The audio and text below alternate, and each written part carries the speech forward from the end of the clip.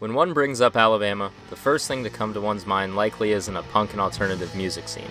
However, while never entirely breaking into the mainstream, with a little dive, you can pull up a sizable amount of punk and alternative bands born and bred in Alabama.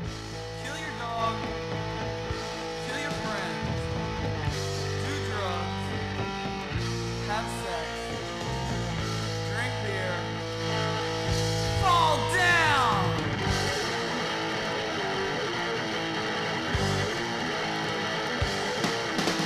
Keep on king that king, don't keep it, do drugs, have sex, drink beer, fall down. Keep on king that king, don't keep it, do drugs, have sex, drink beer, fall down.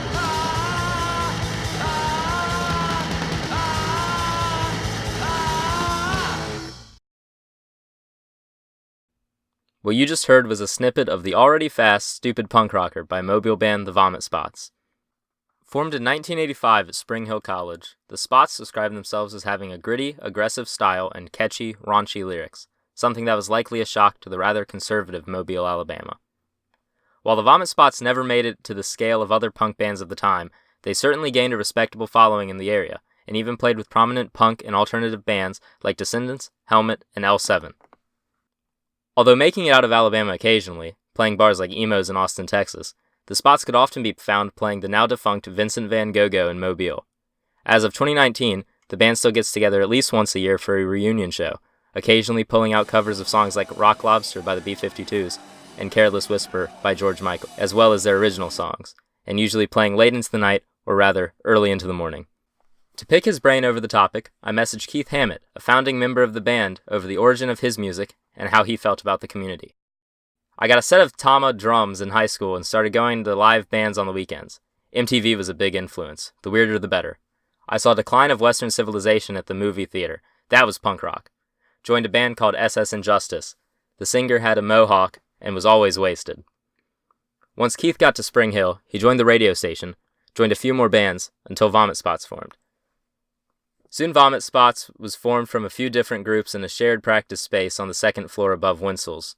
The Vomit Spots started just for fun, but became more popular than any of the other bands I was in. We were different from the majority for sure. We would call them jocks and rednecks. They would call us whammers and hair people, Keith says. My parents didn't care how I dressed or how I did my hair, as long as I kept my grades up. While Keith's family was supportive, he did face ridicule from others, which is to be expected. As for the community, Keith says, the coffee house was a place we had all ages shows. All the outsiders would go there. Hippies, punks, metalheads, skinheads, so it was a good mix of all that was different. Hitting on the familiar theme of family in the scene, Keith recounts that there was indeed comfort to be found in this community. There were more bands in the Mobile scene than the Vomit Spots, such as Anodyne, a band headed by longtime friends John Leggett and Michael Hunt, who were seemingly playing music together as soon as they started walking, and still playing to this day. While these guys created the music, you can't forget about those involved who aren't playing music. As my father usually jokes about, Stacy Flowers has forgotten more about music than most ever learn. If you name a band, Stacy knows them, especially bands from the area. Having moved around a lot earlier in life, Stacy found comfort in the different scenes of the area. Moving up north, and a little further up in time, we can look at Camping in Alaska, a punk or emo band formed in 2011 in Huntsville, Alabama.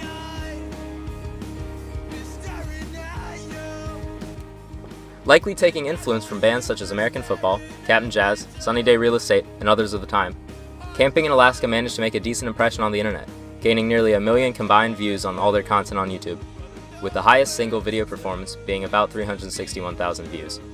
Despite this large impact, the Please Be Nice EP that garnered most of this attention seems to be the band's least favorite, as they deem it one of the least adventurous projects they've done.